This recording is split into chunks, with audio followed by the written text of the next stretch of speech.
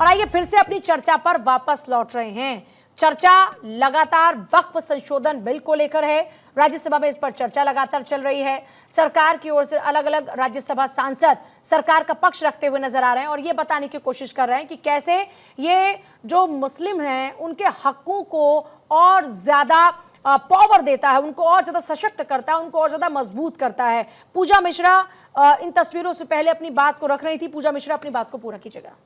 देखिए पूजा जी, पहली बात तो मैं ये मानती हूँ कि वक्फ बोर्ड जो है उसमें दूसरे धर्म के लोगों की आवश्यकता नहीं है, क्योंकि आपको जिसके बारे में जानकारी नहीं है तो आप उसमें जाकर के करेंगे क्या। और दूसरी बात जो है, अभी जो अफसर के पास जा रहे हैं ना विवाद निपटाने के लिए, आपको पता है कि हमारे आर्मी में भी ट्रिब्यूनल कोड है। ट्रिब्यूनल कोड का जो फॉर्मेट ही है वो फॉर्मेट ही आया इसीलिए कि ताकि वो एक किसी स्पेसिफिक डोमेन को फोकस करके उसको जो है फास्ट ट्रैक तरीके से जो सॉल्व कर सके। अब यहाँ पे आप करना चाह रहे हैं तो कि आर्मी और वक्फ के अंदर क्या, आर्मी और वक्फ के अंदर आप क्या सिमिलैरिटीज देखती हैं जो आपने आर्मी और इधर वक्फ का जिक्र किया एक साथ में? क्या आर्मी देश की सुरक्षा का मसला है और यहाँ किसी के हकों की बात है? क्या इसमें कोई सिमिलैरिटी है जहाँ पर आप दोनों को एक साथ लाकर रख रही हैं? प्रॉपर जवाब लेंगी। मैंने जो है न तो आर्मी को कंपेयर किया वक्फ को, न वक्फ को आर्मी को कंपेयर किया। आप एग्जाम्पल दे रहे हैं ना आर्मी का। Tribunal be precise with the fact. Tribunal की बात कर रही हूं मैं कि ट्रिब्यूनल का स्ट्रक्चर इसीलिए हुआ है ताकि वो स्पेसिफिक डोमेन को फोकस कर सके।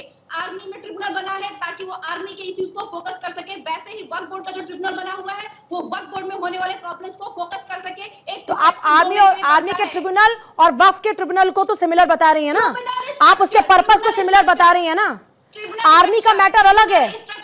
आर्मी में अगर ट्रिब्यूनल है तो उसका फैक्चुअल, उसकी फैक्चुअल चीजें, उसका आधार और उसका महत्व अलग है।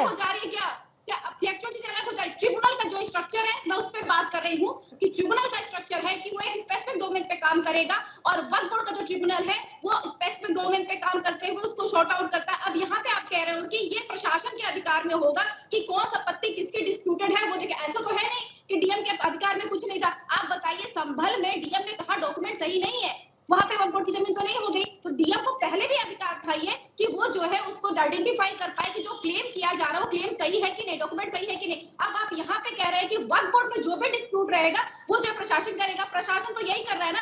अब देखिए जो संभल में जिस तरीके से बयानबाजी की प्रशासन ने, अगर इस तरीके का प्रशासन रहेगा तो प्रशासन क्या उसको सॉर्ट आउट करेगा? आप बताइए कि वक्फ बोर्ड में जो भी डिस्प्यूट आएंगे वो प्रशासन सॉर्ट आउट करेगा। इससे भी आपत्ति है क्योंकि प्रशासन जो है सरकार के इशारे पे ही कार्य कर रही है और सरकार यही चाहती है कि इस तरीके का कार्य हो। दूसरे धर्म के लोग क्यों आएंगे? इसमें ये भी हो रहा है कि जो जजेस भी आएंगे और जो है सरकार का रिप्रेजेंटेटिव रहेगा वो भी दूसरे धर्म का हो सकता है। भाई जज क्यों दूसरे धर्म का रहेगा? वो क्यों दूसरे धर्म का आएगा? उसको जानना तो पड़ेगा ना कि ये स्पेसिफिक धार्मिक चीजें क्या होती हैं। अगर धार्मिक मामले हैं तो आप धार्मिक एक्सपर्ट भी नहीं रखना चाहते हैं। मैं वाकई कभी नहीं मंजूर करूंगी क्यों कभी मेरे कोई मंदिर के मामले में किसी और धर्म का व्यक्ति आकर के हमारे डिस्प्यूट को सुलझाए। मैं बिल्कुल नहीं एग्री करूंगी हमारे डिस्प्यूट को सुलझाए, क्योंकि उसको पता ही नहीं होगा कि हमारे धर्म कहता क्या है। हमें इन सब चीजों से आपत्ति है, जो नैरेटिव फेक फैलाए जा रहे हैं उससे आपत्ति है। और पूजा जी, आपत्ति तो यहीं से शुरू हो जाती है जब जेपीसी का फॉर्मेशन होता है। जेपीसी में जो ऑब्जेक्शन होता है उसको रिपोर्ट में शामिल नहीं किया जा सकता है। वो रिपोर्ट में जब शामिल ही नहीं होता है ऑब्जेक्शन, तो फिर आप बिल लेकर के कैसे चले आए? कहां से कॉन्स्टिट्यूशन के साथ में कार्य हो रहा है? कॉन्स्टिट्यूशन के अगेंस्ट से तो कार्य चलता चला आ रहा है। टीम जरा बीजेपी के प्रवक्ता को जल्दी जोड़े ताकि वो इन सवालों का जवाब दे पाए। डॉक्टर नीतिशा इस पर कुछ कहना चाह रही थी, बोलिए। जी बिल्कुल। सबसे पहली बात तो जैसे इन्होंने गिनवाया मुझे मदरसे और जो मुस्लिम महिलाओं के लिए, मैं आपसे कहना चाहती हूँ कि 9,40,000 एकड़ जमीन का जेपीडी अगर आप जेडीपी निकालते हो तो कितना लाख रुपए आता है? आप ये कभी सोचते हो?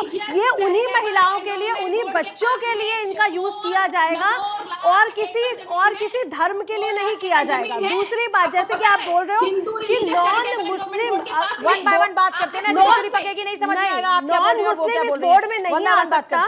जैसे कि आपने बोला, एक बात बताइए, अगर ये भू माफिया की बात, पूजा जी प्लीज, अगर ये भू माफिया की बात नहीं हो रही है, अगर यहाँ पे हड़पने की बात नहीं हो रही है, तो फिर आपको क्या दिक्कत है कि नॉन मुस्लिम आए? जो भी लॉयर भी आएगा, जो जज भी आएगा, तो वो भी अपन आपके रूल्स पढ़ के आएगा, वो ऐसे नहीं आ जाएगा। जो भी बैठेगा वो पढ़ा लिखा होगा, वो पढ़ा लिखा होगा। आपकी चिल्लाने से कुछ नहीं होता, इनको बोलने दीजिए। आप चिल्लाने से कुछ नहीं होता, चली जाएंगे, उससे कोई मतलब चिल्लाने से कुछ नहीं होता। आपको दूसरे धर्म के लिए कार्य करना है। हिंदू धर्म के लोग सारे क्यों नहीं अमीर हो गए? बताइए, कौन सा बोर्ड आपने वहां पे लगा रखा है? वहां पे यही तो कहना चाह रहे हैं कि 80% होने के बाद भी हम अपना बोर्ड नहीं बना रहे क्योंकि हमें नहीं बनाना है। डॉक्टर नितिशा एक सेकंड, पूजा मिश्रा जी, पूजा मिश्रा जी, सरकार कोई हिंदू धर्म की नहीं है ना? पूजा मिश्रा जी, सरकार सिर्फ हिंदू धर्म की नहीं है ना, सरकार सबकी होती है, लोकतंत्र सबका होता है। मुसलमान पीछे रह गए क्योंकि पूजा, कौन सा मुसलमान पीछे? कौन सा मुसलमान पीछे? आप ही लोग तो कह रहे हैं कौन सा मुसलमान पीछे? रह गया ये अगर मुसलमान पीछे है तो बताइए ना कौन सा मुसलमान? किस मुसलमान के पास आज सरकारी हॉस्पिटल्स में सबसे ज्यादा सुविधाएं मुस्लिम ले रहे हैं।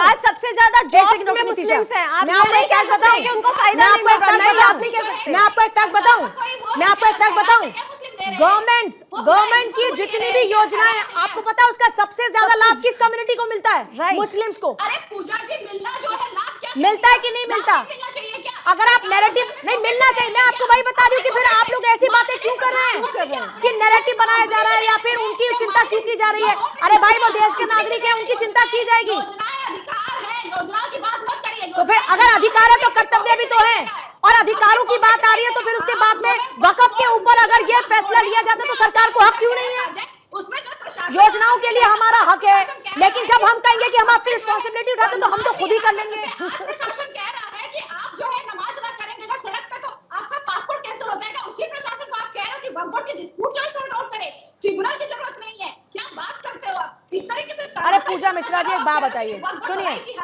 आप, मुझे समझ में नहीं आ रहा कि इस बात को इतना ज्यादा तूल दिया क्यों जा रहा है। एक बहुत ही नॉर्मल सा संशोधन है जो किया जा रहा था ताकि करप्शन को रोका जाए, ताकि भ्रष्टाचार को रोका जाए। बिल्कुल, एक करप्शन जा है रही और है। उस करप्शन को रोकने के लिए अयोध्या में सरकार ने सेना के लिए आरक्षित जमीन बेच डाली। आपने करप्शन रोका क्या वहाँ पे? आप बताइए, आप सेक्टर बोर्ड का करप्शन कहाँ है इसके रोका डॉक्यूमेंट्स? क्या? कहाँ है इसके डॉक्यूमेंट्स? कौन सी सेना की जमीन सरकार ने बेच डाली और उसका पैसा सरकार ने अपनी जेब में रखा? क्या एक मिनट पूजा जी, मुझे जो आप बात कह रही हैं वो आप उसका मुझे फैक्ट पेश कीजिए। दूसरी बात नहीं, मैं आपको अगर ऐसा होगा तो उसका पैसा किसके पास गया? पूजा जी, आपको एक और फैक्ट बता दूं, भगवान कृष्ण की नगरी द्वारका में भी 2 द्वीपों पर वक्फ बोर्ड ने अपना वो किया हुआ है।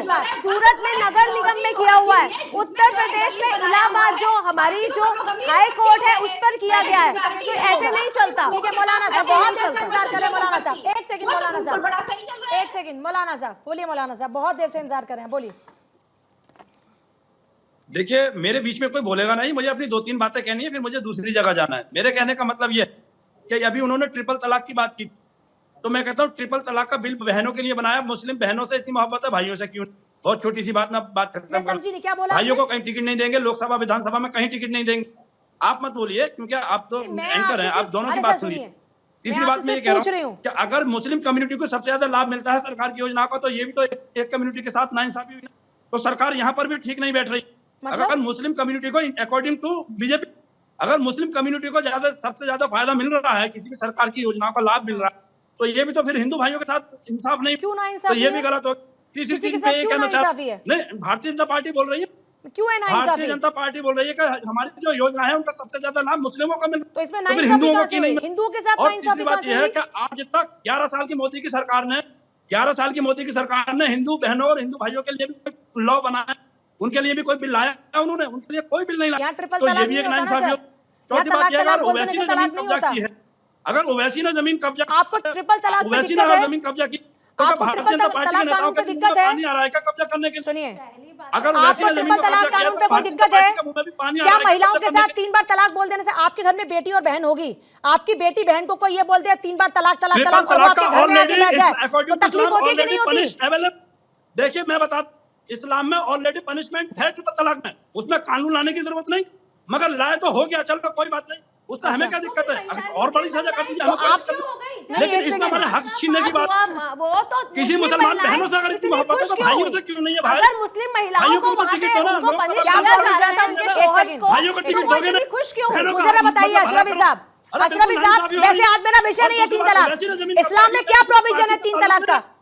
क्या प्रोविजन है 3 तलाक का? एक सेकंड, क्या तलाक का क्या प्रोविजन है? अरे सर, मैं क्या पूछ रही हूँ मौलाना साहब, आके हवाई बातें बोल दी, गायब हो गए, नहीं चलेगा। क्या प्रोविजन है 3 तलाक का महिलाओं के लिए? मैं प्रूफ कर दूंगा, अरे मैं प्रूफ करके दूंगा ये। अरे बोलिए ना, मैं तो आपको बोलने का मौका दे कोई और होगा जो हवा भाई गायब हो जाता हो। ट्रिपल तलाक का क्या लॉजिक, क्या है प्रोविजन? इस्लाम में ऑलरेडी एडवांस में पनिश है ट्रिपल तलाक, उसमें इतनी ज्यादा फिक्र करने की जरूरत नहीं है किसी क्या है हम किसी हिंदू धर्म क्या है, क्या होता है? मुस्लिम महिलाएं इनको क्या होता है? क्यों हुई इस्लाम का इनको ज्ञान कहाँ से इन्होंने इस्लाम सीख लिया? क्या इन्होंने कुरान पढ़ लिया? मौलाना हदीस साहब, पाक को अरे पढ़ सर सुनिए, ठीक है, लिया? क्या हो पढ़ जाएगा? लिया? आराम से बात कर लीजिए इन्होंने ना। फिक्र पढ़ लिया, इन्होंने क्या पढ़ लिया? आपको कोई इतनी नहीं, हिंदू तकलीफ क्यों हो होते रही हुए है इन्हें इस्लाम के बारे में तीन तलाक जानकारी पर? है। इन्हें पूरी सनातन की जानकारी है, इस्लाम की जानकारी करने चलेंगे, इस्लाम की जानकारी करेंगे हमारे हक में क्या बेहतर है क्या नहीं बेहतर है, और ऊपर से करें योजनाओं का लाभ मुसलमानों को मिलता है, तो फिर उन योजनाओं का लाभ हिंदुओं को ये सर्वे कह रहा है, 11 साल में हिंदू भाई इंसान नहीं कह रहा है, ये तो सर्वे कह रहा है। मुसलमानों के मिल रहा है। समझ नहीं आ रहा, हद होती है भाई किसी बात, मुझे समझ नहीं आ रहा कि आप इतना हाइपर हद क्यों होती हो है रहे हैं किसी इस बात पर। पहली बात तो भारतीय जनता पार्टी के आप प्रवक्ता को बैठाया ना कि एंकर ही काफी, भारतीय जनता पार्टी की तो हिमायत करने के और आप जैसे जरिए लोगों को बिठाकर आप लोग इस्लाम की बात नहीं कर रहे, आप सबसे बड़ा दुश्मन है इस्लाम के। मैं इस्लाम की कर रहा हूं, सबसे बड़े दुश्मन इस्लाम के आप हैं, क्योंकि आप जैसे लोग सबके हकों पर डाका डाल रहे हैं। महिलाओं के हकों की कोई बात करें तो आप बीजेपी के प्रवक्ता हैं। अरे मैंने क्या बात की? मैंने महिलाओं, मैं आपसे बहुत सिंपल क्वेश्चन पूछ रही हूँ, मैं वो करने के मैं बहुत सिंपल। अरे आपने मुझे अब तक नहीं बताया कि क्या होता है अगर कोई पुरुष महिला को ट्रिपल तलाक दे तो क्या होता है उसके लिए सजा, बताइए मुझे। मैं इतनी देर से आपसे सवाल पूछ रही हूँ, सजा क्या होता है? अल्लाह के रसूल कितने लोगों को सजा मिली? आंकड़ा पेश कीजिए, कितने पुरुषों को सजा मिली? मुझे डेटा पेश कीजिए आप, अभी बताइए कितने, क्या डेटा? सजा नहीं मिली, वो तो जन्नत मौलाना अरे दोज़ख जन्नत की बातें बंद कीजिए। अगर दोज़ख जन्नत इतना मानने वाले होते तो इस तरह की जहरीली बातें नहीं कर रहे होते आप बैठकर। इस्लाम को नहीं मिलेगी, बताइए कितने लोगों को सजा मिली? इस्लाम जन्नत नहीं मिलेगी। कितने पुरुषों को सजा मिली जिन्होंने अपनी महिलाओं को तलाक तलाक तलाक बोलकर उनको अपने घरों से बाहर निकाल दिया? बताइए मुझे।